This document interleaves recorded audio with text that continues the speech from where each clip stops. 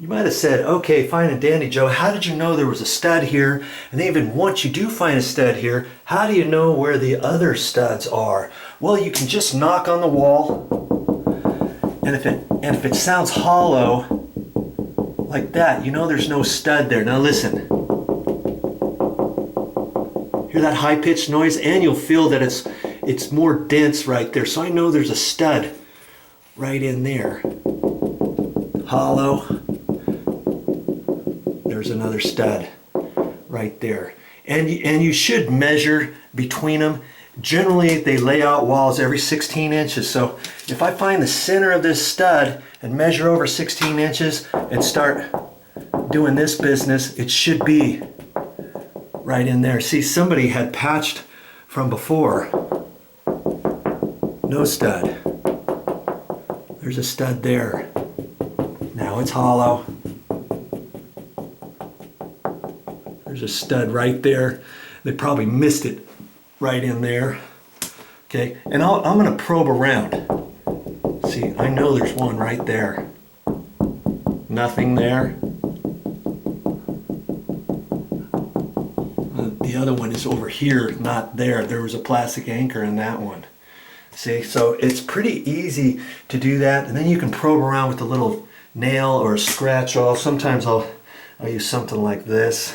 Poke in there. See, there's nothing in there. And I can go both directions or something and feel. So you know that's, listen to that. See, it's right there. And so they missed it just a little bit, and they weren't really trying to hit the studs.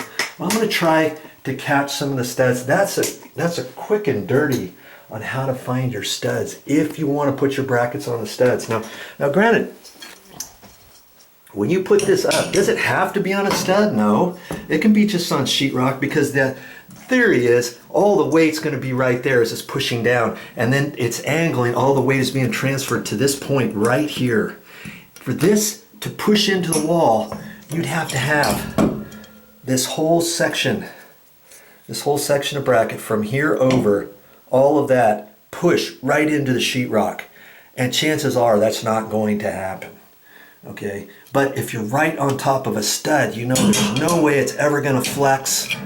I mean, the sheetrock could bow from stud to stud if you have too much weight there, and your shelf could be kind of wobbly or something. But chances are it's not going to go through the wall.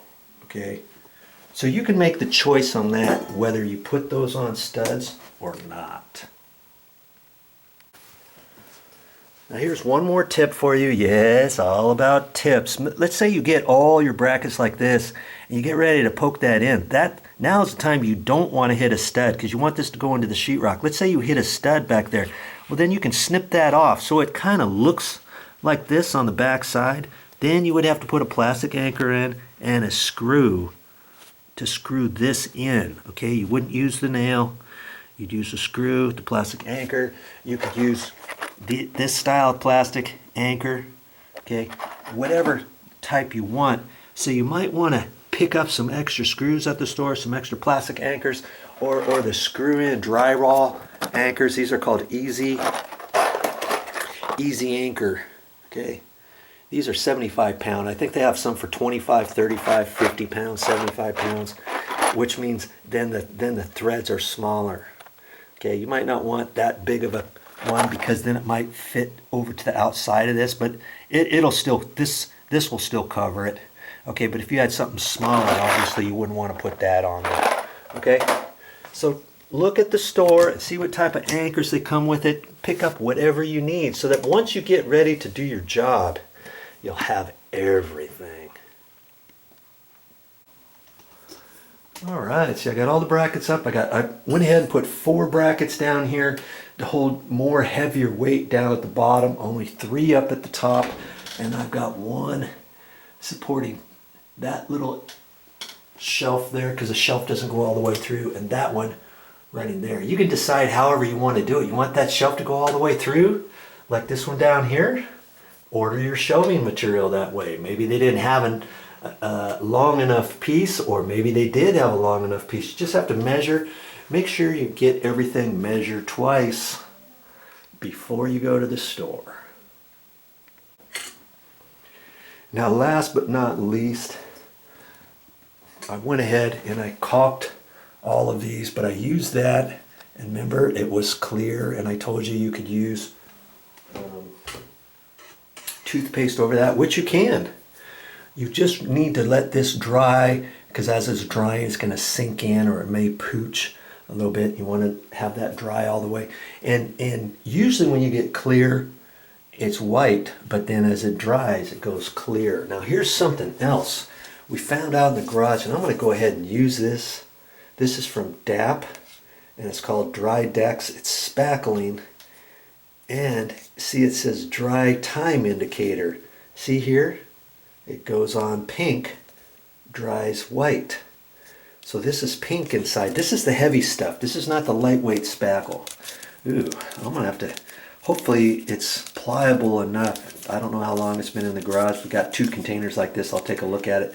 It goes on pink and it dries white. That way once it gets white, you know when you can paint over it. That's kind of slick. But in this case, because the walls are white, it's going to dry white. It's going to look pretty close to the walls. And besides that, once you get to all your clothes up here, you're never going to see those holes, right? Okay, that's the last thing on my list before I clean up. That's all I got for this time, but I'll be back with more videos.